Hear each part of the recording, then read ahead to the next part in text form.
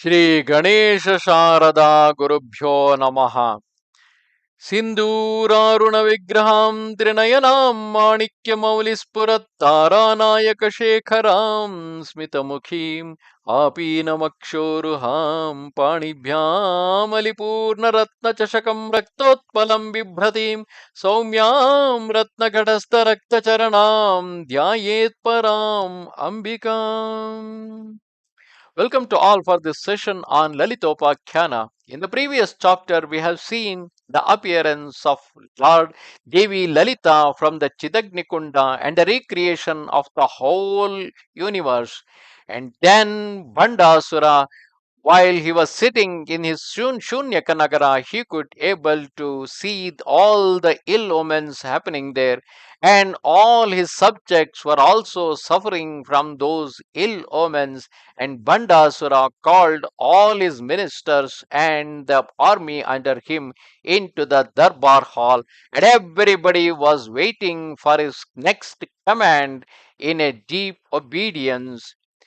Now, at this point of a time, addressing his elder brother and the lord of the Danavas, Vishukra, the brother of Bhandasura, spoke up in tones resembling the breakers of a mighty ocean. O Lord, unable to withstand your great and superb might, and finding no succor from any quarter, our foes, the Devas, kindled a huge fire and threw themselves into it in despair.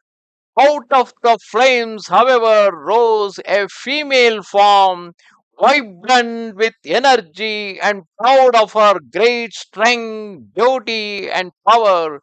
She regenerated the forms of the Devas from out of the flames and has surrounded herself with other hosts of her own sex. That means lot of Shakti Sainya, the female soldiers, each well armed with powerful weapons of war. How can women, though armed fighters who are fierce and invincible, should she manage to defeat us, it would sound as though delicate and soft sprouting leaves were able to break through the hardest of rocks. And would it not be a shame? Neither Indra nor his mighty host could stand up against you, who made even Brahma shudder and flee. Vishnu's famous discus was made ineffective, and even Shankara fled from us. What then of others? Is it not a wonder then that a mere woman is now moving to battle against us with impunity? But a foe is a foe, and none should be left alive. The foe should be uprooted without leaving any remnant behind. Let us not be unaware of the danger because the foe happens to belong to the weaker sex. Allow me to send one of my warriors to her and bring her here, dragging her by the hair. Not be not lenient to her because she is a woman, for she is our foe and therefore must perish. Listening to Vishukra's words, Bhandasura's wrath subsided and he remained silent.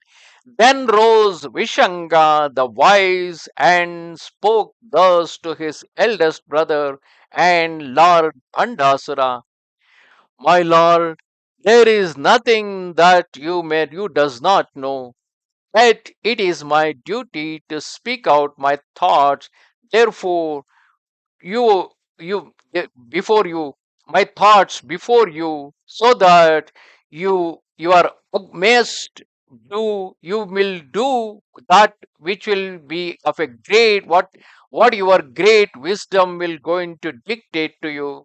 After considering our varying points of view, that which is accomplished after due consideration of all pros and cons is ever successful. Not so what is done in haste and without mature thought. The latter conduct may even bring harm to us. It is always wise to dispute able spies. It is always wise to depute able spies into the armies of the enemy so as to gauge their strength and compare with our own. The able spy will be always doubtful of what he sees or hears, but will create no doubt about himself. He shall be a very close minister attached to his Lord and be clever and courageous and capable of utilizing the six different varieties of yukti and upaya. It is not safe for a king to slight his opponent on the ground of sex or the status, caste or the creed, for Shakti is present in one and all. It is necessary always to explore, judge, and weigh the Shakti of the opponent, whoever he or she may be. Did we not hear how the lion faced one proceeded out for a mere killer and slew the mighty Hiranyakashipu? That was in the Nrsimha Avatara. Also, did not Chandika, a female, slay Nishumba and Shumba as well as the great Mahishasura, as we have read in the Devi Mahatmya? It is not wise, therefore, O Lord, to be complacent because our opponent now happens to be a mere female. Shakti can dwell quite equally in both male and female.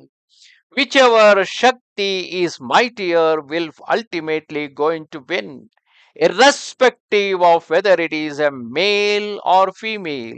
Hence, it is not wise to slight a female who is full of Shakti, for it is Shakti alone that wins and not else.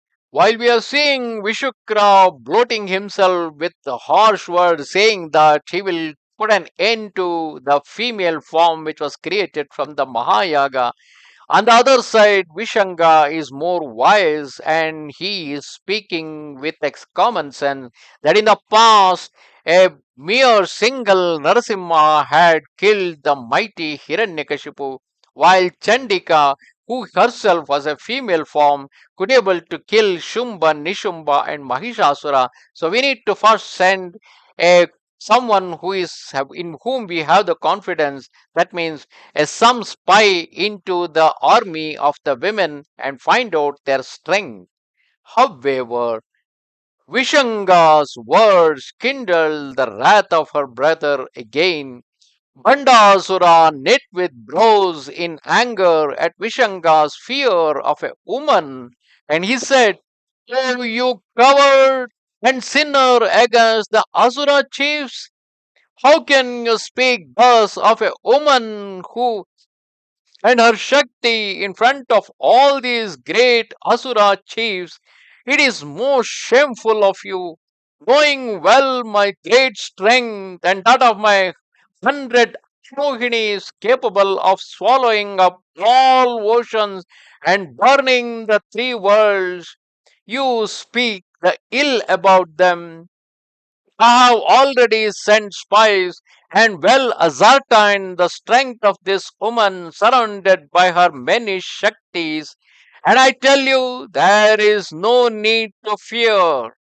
She is born of the fire, and hence indeed bright and beautiful and delicate of form, as her name Lalita implies. She means to help the Devatas against us, but where is the strength in her arms? I see no great weapons in her possessions. There is not a single man with her. All her followers are women folk, indeed beautiful and desirable beyond doubt. But they desire war with us, and I hear their leader Lalita is full of Mayavic powers. I fear about her. Oh, brother, let her come to fight us with all her female hosts. Let the Devata hosts also help her if they will. Will your Bhanda be frightened?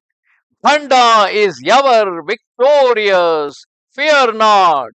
Think of all the victories we had in the three worlds.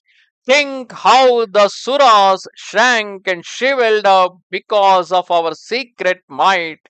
Did they not change their shapes to escape from us? Did they not run to other netherworlds in search of protection and fail? Did they not flee, leaving their wives, children, beautiful homes, gardens, and cities? Will not this Lalita also soon realize that I am her lord? She and her followers still do not know my might. Know you not what able chiefs serve me on the battlefield, ever alert to vanquish my foes. Let me remind you of them by naming them individually.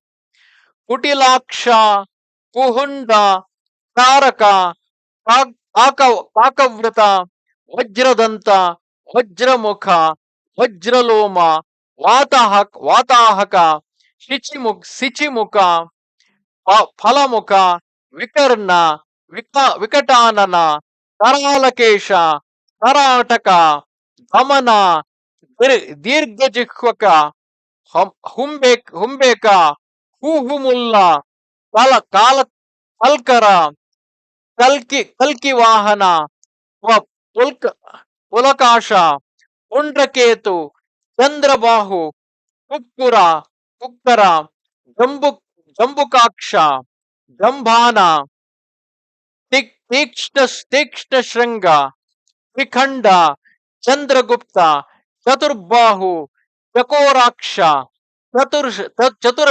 Chaturashirshaka, Vajraghosha, Udvakesha, Mahamaya, Mahahanu, Mahashatru, Maghaskanda, Simhadhatu, Shirala, Kandaka, Sindhumitra, Kupaka, Kupalochana, Guhakesha, Gudagalla, Chandavarma, Yamantaka, Hattana, Pandasena, Purujit, Purvamakara, Kshamisi, I'm sorry, Purvamaraka, Sargashastru, Sargabala, Dur,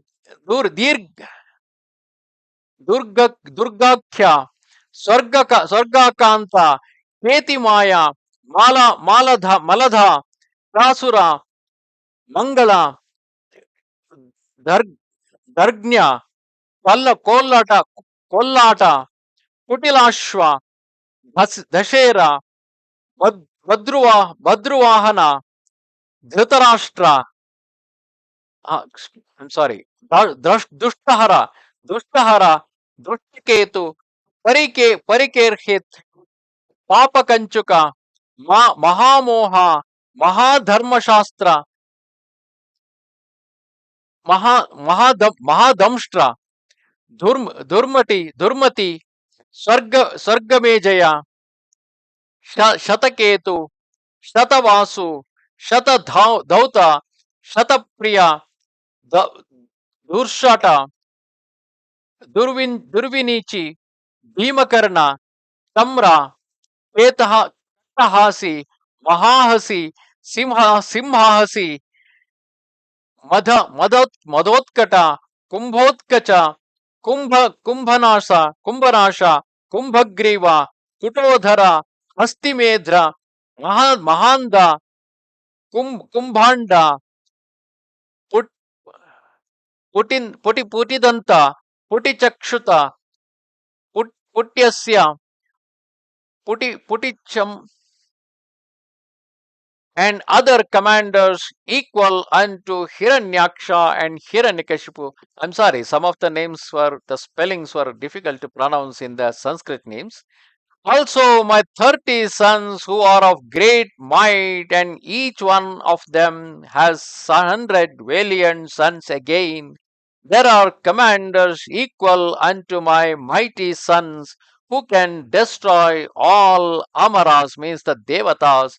If my commanders, each of whom is in charge of 1,000 Akshohinis, be angered, the battlefield would be razed to ashes.